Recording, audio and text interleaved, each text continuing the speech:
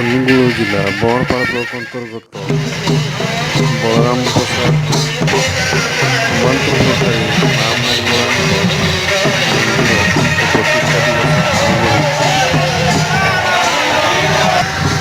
ଆଜି ଦିନ 3ଟା ବେଳେ ସମ୍ପୂର୍ଣ୍ଣ ଗ୍ରାମ ପରିକ୍ରମା କରି ମହାଆଡ଼ମ୍ବର ସହକାରେ କଳସ ଯାତ୍ରା ଅନୁଷ୍ଠିତ ହୋଇଯାଇଥିଲା। ଏଥିରେ ଗ୍ରାମର ଶତାଧିକ ମହିଳା ଓ ପୁରୁଷ ସାମିଲ ହୋଇଥିଲେ।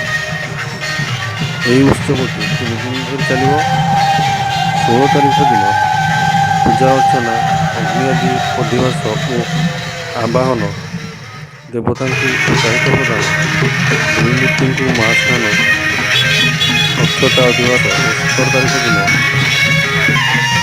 ଶ୍ରୀ ଦେବୀ ମୂର୍ତ୍ତିଙ୍କୁ ପ୍ରାଣ ପ୍ରତିଷ୍ଠା, ଷୋଡ଼ଶୋପଚାର ପୂଜା ଭଳି କାର୍ଯ୍ୟକ୍ରମ ଅନୁଷ୍ଠିତ ହେବ।